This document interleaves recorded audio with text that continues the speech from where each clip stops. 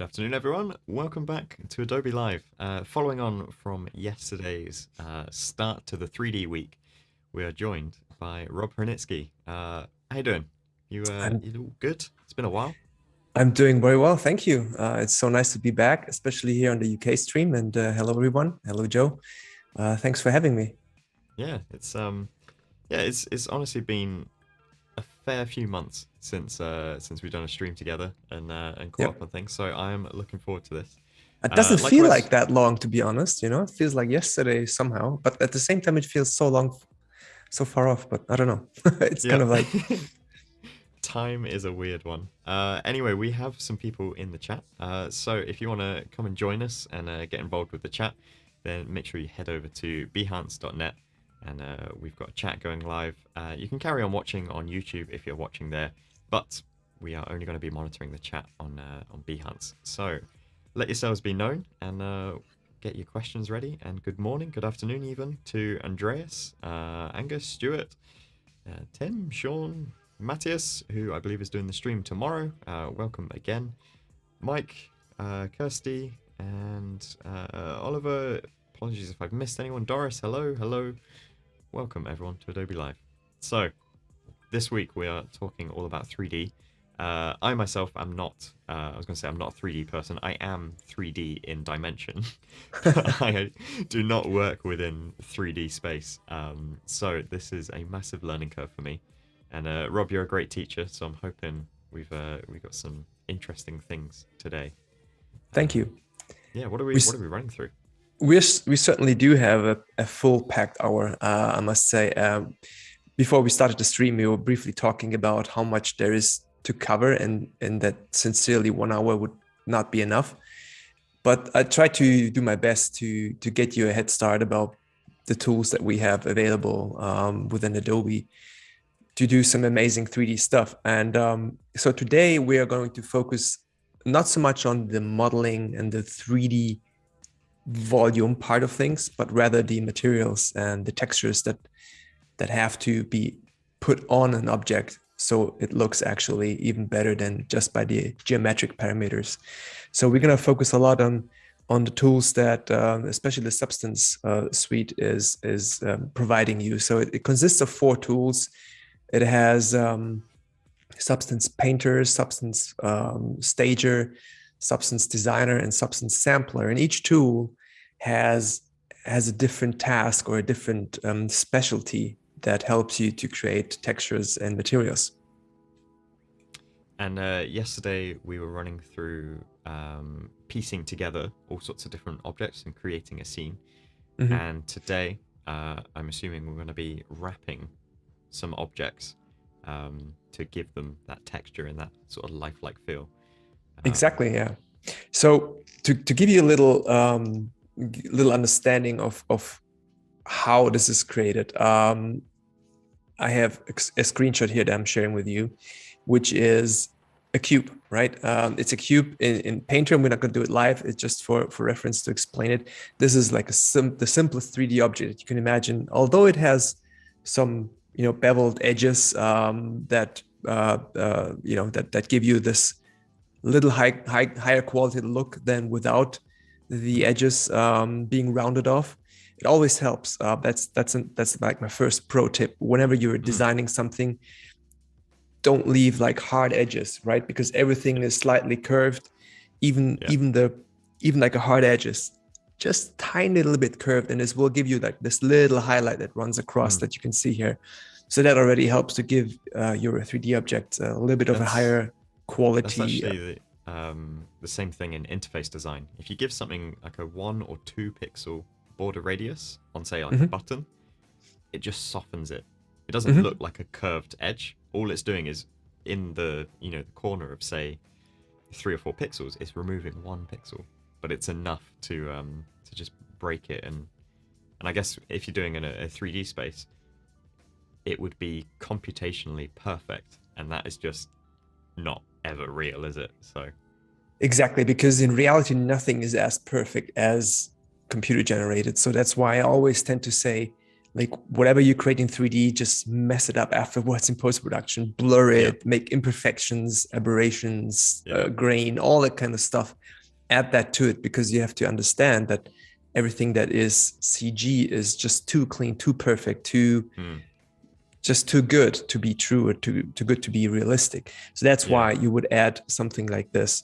But this is not textured yet, right? So if you will add a texture to it, this will create a whole new dimension to it, right? Because as soon as you add just the simplest texture to it, which is a little bit of red color, a little bit of grunge, a little bit of metalness coming through on some edges, this instantly tells a story, right? So this is instantly something that could be like from an industrial complex. This is something that has seen some wear and tear over the time, right? So you can see the edges being scuffed off. So this already, you would place this already in something, like on the floor, sitting there, some industrial design type of thing. Of course, this could also have like a fabric texture. It could be like a fabric cube, like a toy or something. So texture is very important, although it does not change necessarily the geometric appearance, but it will change the visual appearance. So that's why texturing objects is super important and crucial to any 3D work. And there's a couple of technical things you need to understand how texturing works.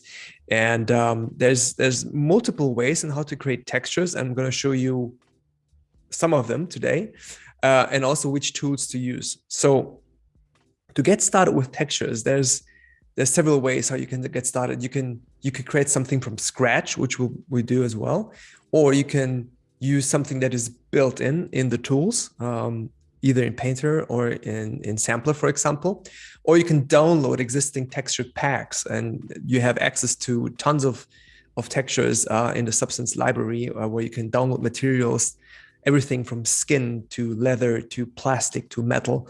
So you can also use that. But normally when you create something, you want to have your texture that is perfect for your project. So it's sometimes it's difficult to find the one preset texture to get started. We could have a skin cube. We could have a skin cube, yes, which would be very weird, and we're not going to do that. But yeah, I mean, skin has very specific. I mean, skin is not just the color of the skin, but it's actually the little the little details that make it up, the little imperfections, the little bumpiness, the little wrinkles, and all that. So there's more to skin than just the color. So skin textures can be very complex, but also how light penetrates skin, right? Because if you were to place a light here behind my head, you would see my ears being red, because the light shines through, which is called subsurface scattering, which is like a whole different method of calculating how light and material interact with each other. But it's going to be a very complex topic, so we're going to leave the skin topic out for today. So what I would like to do is skin is probably in the same way with photography. It's one of the most natural things that we see every day, and so if you get it just wrong, it just never looks right. Exactly, and that's subconscious tells us. Absolutely, it's the same with not only skin texture but also color. That from color grading. If you grade yourself to blue or green, it will throw the viewer totally off, and you're like, what is going on? So speaking of textures and actually skin, I can actually show you one example of how you can wrap 3D objects with beautiful textures and change the appearance. One example is from my friend Can Erduman, who is a fantastic character artist. He created this character. It's from his animated 3D short film Latista, and this was created in Cinema 4D and rendered in Cinema 4D, but the textures were created with Substance Painter. And here are the textures. So basically, all that you see here, so this is the skin basically, as we were just talking. It's comic skin, okay? So it doesn't have to be super accurate. So this is wrapped around the head of this character, creating this look. So you can see the eyes here, you can see the tongue, the hands, you can see his face and the hair. And this will create basically this. So whatever you paint on this will go onto this model. So you can see that on the strokes here, on the hair and all that stuff. So even on the fingernails. So everything that you paint on a flat 2D image will be wrapped around the 3D object. Yeah. And another example is from my Star Wars fan film that I finished earlier this year, which was actually the reason why I got started with Substance Painter, to be honest, because a friend of mine, Can Eduman, recommended to me use Substance Painter to create those textures for your Star Wars corridors. And basically, before doing any texture, they look like this. Okay, so this is like the naked 3D model, if so to speak. But then I learned Substance Painter, and I'm still learning. So it's still a work in progress thing for me to get better and better every day with using Substance Painter and the other tools. But this is how it looks naked, just the geometry. But as soon as you apply textures to it, this is how it looks like, right? So Wow. it gives a whole different appearance. You can see that there's some metalness, some scuff marks. You see horizontal edgeware on the sliding doors, and all this stuff will interact together with the model and the lighting, and will create something that goes from this to this, which is totally different. So cool. And of course, you can also have corridors that look like this with even more detail here. All those little scratches and scuff marks are manually painted into the 3D object. So this is the beauty of working in Painter, because you can actually make things look really realistic. Before we jump into the tools, there's one last bit I wanted to mention, which is the UV unwrapping, because you can see the artist here and here. So how does a texture wrap around? And I've recorded this for an earlier stream earlier this year when it was Easter, on how you actually have to envision and imagine the unwrapping part. So we have this little chocolate bunny here from Easter that has already been eaten. And basically, I'm just unwrapping his skin, his packaging, so to say. So this is his texture that goes across his body, right? So on the right, you see the 3D model, and here you see the 2D texture that will be wrapped around our bunny. And that's exactly the same thing that happens in the virtual world. So whatever you create as a 3D texture will wrap around the 3D object, to give you the texture.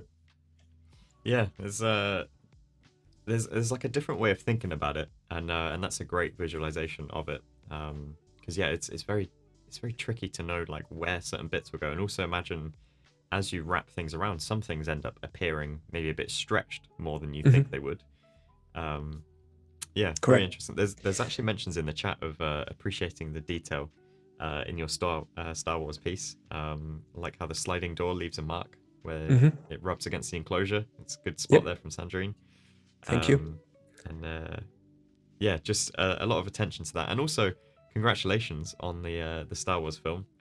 Discovered just recently, it passed 1 million views, which is amazing. It is crazy. Thank you so much. Yeah, very happy how it came out, and also the reactions and the comments, and to make people smile and laugh and also be inspired is what was a big motivation.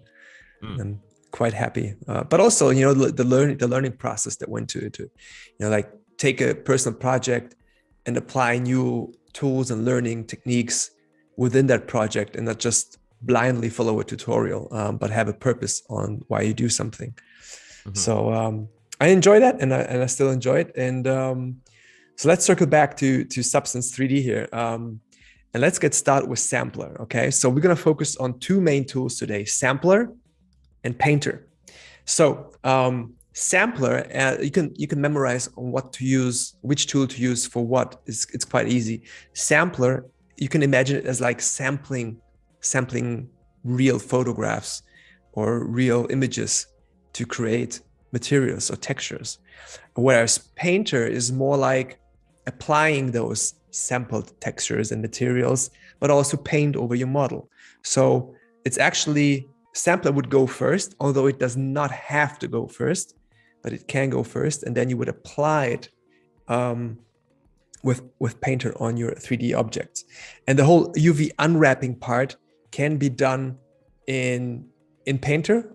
It does give you unwrapping solutions, but there's also the possibility to do that directly in the app where you create your 3D object. And this might give better results because this is where the 3D object was created. I use Cinema 4D for example.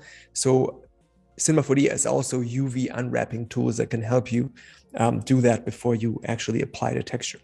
But let's get started with 3D Sampler here for a moment. And this is how I'm prompted with when I launch it. So I can create a new texture. And I will give you a quick explanation on what we see here. So when I move the cursor around, and I'm using my Wacom tablet just to navigate around here because it's easier, you will see that you have one plane. And this one plane is where we will create our textures. This is not a 3D object that we'll be applying it to. It's just like a placeholder or your canvas to see how the texture will look like. And you can very easily change that if you go to your viewer settings here on the top left, on the bottom left. You can change that to become this object here. This will show you a little bit better on how highlights will look like on edges. Or you can, if you work with fabrics, you can use a t-shirt dummy, or you can also use this little fun character here that will have a mix of hard edges, roundness.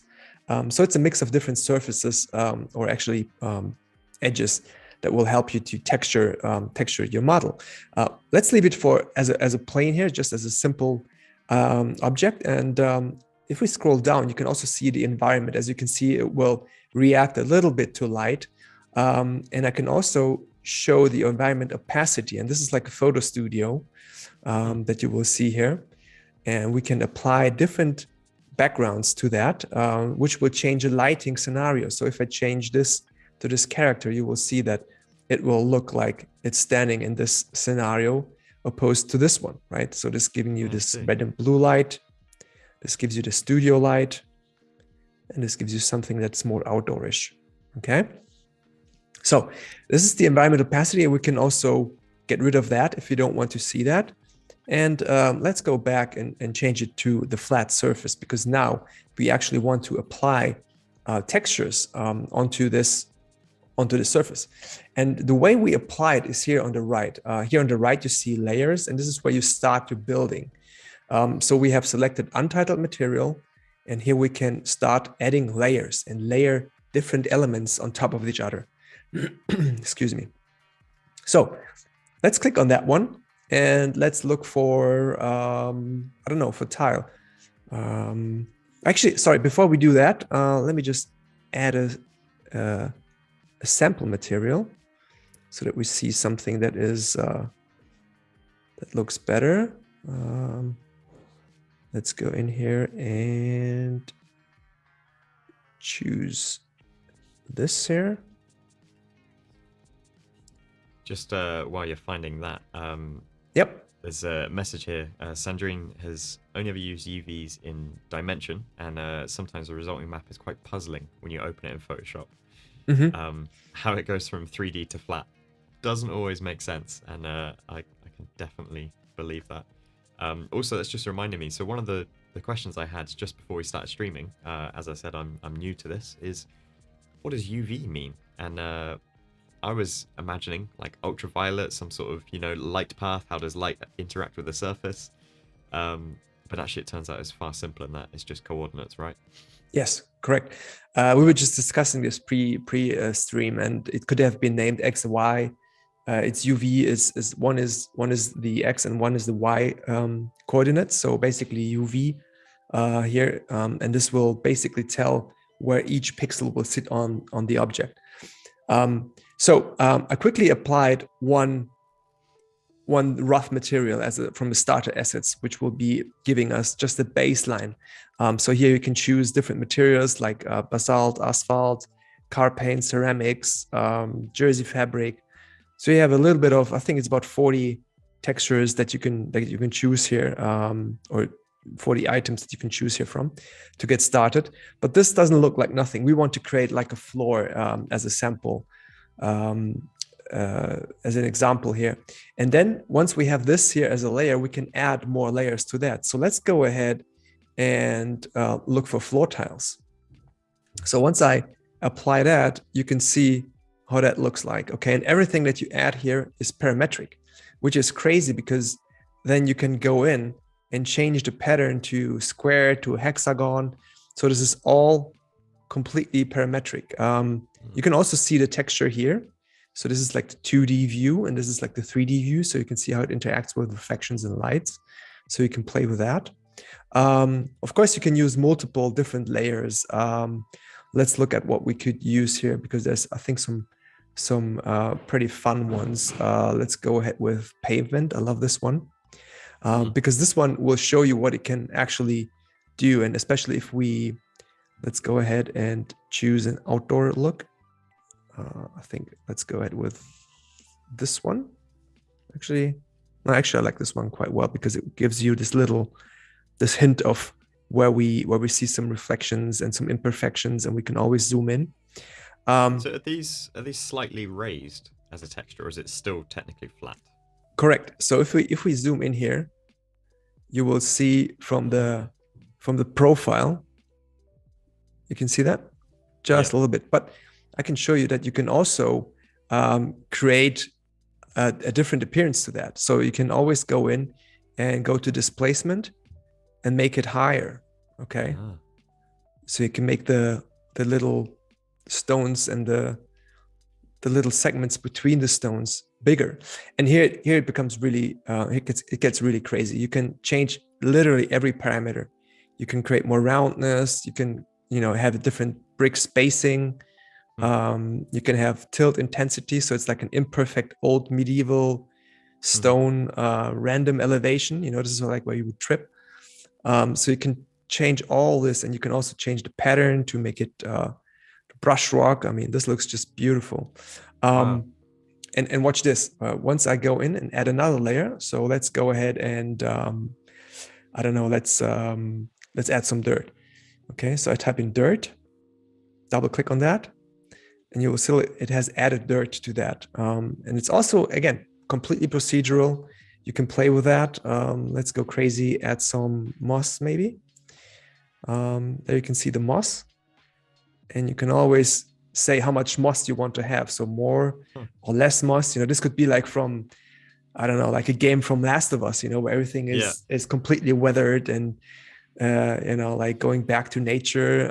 Or you can make it like brand new with no imperfections. But this is how you can... And can you mask this into certain areas, or is it like a blanket approach? If you've got moss everywhere. Well, you can mask it. There's different layers that you can use to mask it, but you always have to keep in mind that this needs to be tileable. So because these textures are tileable, so if we take this and apply it to our floor, this will be tiled. And of course, if you mask it here, it has to be masked here as well. But you have tools that actually can do that. I've never tried it myself to mask something. I just know that you can. Let's go ahead and add water. This is really crazy. So you can see that, it's adding water. Wow, and you can recognizing the depth as well. And exactly. That's so cool. Yeah, it's just so much fun. It all works in real time to give you the impression of how it will look like. You can make the water darker, like dirty. And like within 2 minutes, we created this texture that is completely made of scratch, and you can use that to texture your floor. Because here's the thing with floors, you wouldn't want to go in and model floors. You wouldn't go in and model these stones, right? But you would want to look them like they were modeled. And this is where textures can help you a lot in faking the actual appearance. Of course, you can also use this for hero models. But a floor is a good example, because the floor is always something that you see, but you don't really put too much emphasis on it, as long as you don't have a shot that is super low to the floor. It's always there, but it's always a little bit it doesn't get enough love in a lot of 3D work. So always make sure the floor looks nice too. And this is how you can create textures, and you can export them from Sampler. But there's multiple more ways that you can use Sampler, and I would like to show them to you now. Let's go back to the start screen, and let me just create a new material here. And I want to show you how you can use existing images to create to create textures as well, because you can also go ahead and use your phone, your camera phone, or your real camera to create textures. And I have this texture here. There was a question earlier on, actually, if we could use Adobe Capture to create textures. So could you do that from your phone? to some That's a extent? good question. Technically you can use Adobe Capture to create textures. And I've tried that, but I've tried it, I think it was back in March or April when I tried it the last time. And I couldn't get the connection between Adobe Capture and Substance. So it's not like you can parse it here and directly pump it in. Maybe I was doing it wrong, or maybe it just does not work. Maybe Capture is not made for, refining it in Sampler. I honestly can't tell what the current status is, but it's definitely something that I would love to see in the future. And there will be things that will be happening, which I can say it now, because the Substance team is working on something. Let's go to the side. Because it's a good moment to mention that.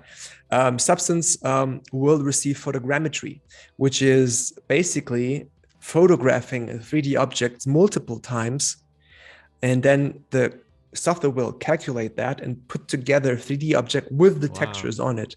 So you have a 3D object from your tree bark, or from your character, or whatever you create. And this is something that the Substance team is working on right now. It's not available yet, but I'm absolutely thrilled. And maybe there will be a better connection with the phone app for that. That's so cool. All right, so let's go back to, I lost my window, hang on. All right, here we go. So let's check this out, because I want to load that image that I took here from our pavement outside of our studio. And I want to turn it image to material, which is basically an AI powered functionality. And this is really crazy. It will take a while, because the AI will have to analyze the image. It will look at all the different parameters of that image. It will look where light is, where shadows are, and technically will try to determine by itself what this material might be. And the results are quite amazing, to be honest. And as you can see, this is calculating at the moment. So it doesn't give you a status on where we are at the moment, but we have to have a little bit of patience until it has finished calculating. And it's definitely worth the result, because I think it's quite mind-blowing. There's a good point actually to mention here of what machine you're running on. What hardware are you using? I'm using the M1 Max MacBook Pro, the 16-inch. It's the maxed out version. But still, it's a laptop, and actually, it's in some regards it's faster than my big Mac Pro over there, which is kind of ridiculous. But yeah, so here we have the texture that has been created from our image to material, and it's quite fascinating, because you can now go in and fine tune that and make it really, like, okay, so here you can see that it already recognized that it's something that it looks like a, what do you call it? Is it cobblestone? I'm not even sure. Yeah. So this has just got that from a JPEG. Yeah. So this is a JPEG. It will also delight it for you, and you can see the tiling is not perfect, but then again, you can go ahead and also use the tile filter, or actually, let me just go in and use the crop filter. So choosing the crop filter will allow you to crop down the image to an area where it will give you seamless repeating, a better seamless repeating edge. So something like this. And again, this is super fascinating, because now this is based on a photo, and you can do all the fancy stuff with it that we did before. Let me just refine it a little bit, because some of the depth is a little bit too extreme here. I'm actually amazed how accessible this is. This has been completely off my radar. I can't believe this is just I had the same feeling. I know the feeling, and I totally enjoyed it.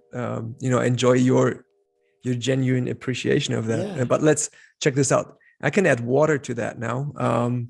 And again, this is something that I just sampled outside of the studio, which is so insane.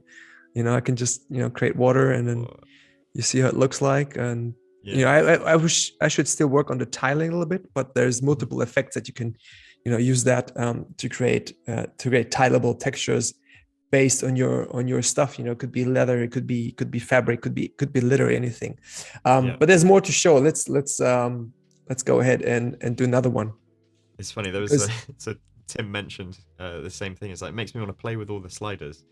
yeah, If only I had a real project to work on. You know, we could work all this and like, look at this tile that I've made. You're like, yeah, exactly. what's it for? So let's, because it's not only about textures for materials, but textures can also be lights. Okay. Here it gets interesting because basically, if you imagine a 3D object, you can put a giant sphere around it, which could have a texture on it. And technically, it's the same thing that happens here, right? If you look at this, for example, okay, so this is like we're like inside of a giant sphere, and this photo is mapped around that. So it's a 360-degree photo that is mapped around that invisible giant sphere that is around us.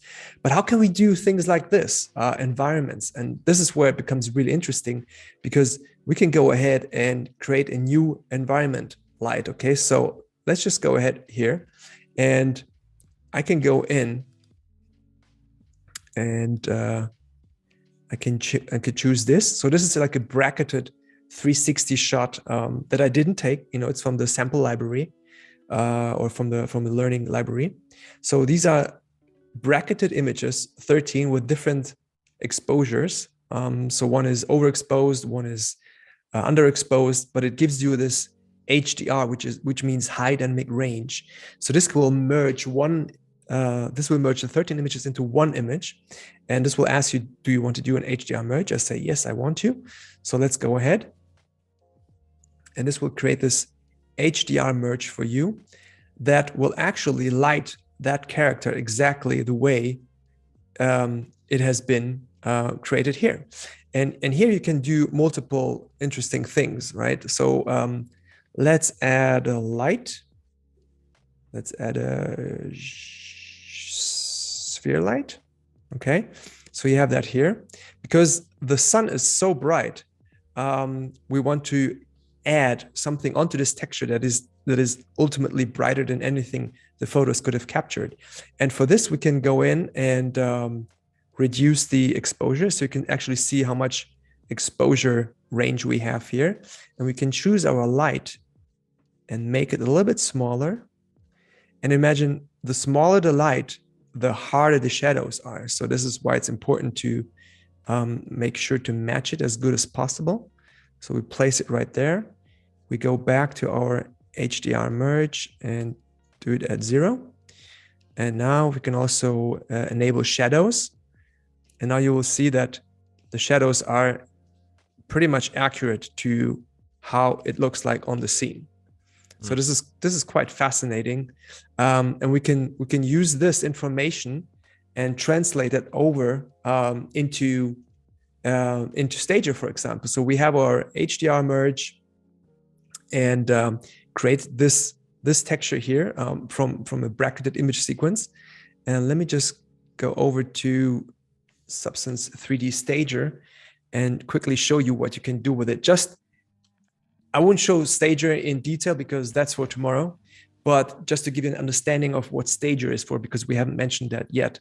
And again, as with the name, you can kind of memorize it quite well, because the Stager tool is there to stage your 3D scene, right? You basically create a stage where you put your product or your object in, and there you can have it. Okay, so we have our environment here. So you can see that. Did it carry over? Let me see. Sending to Substance Stager.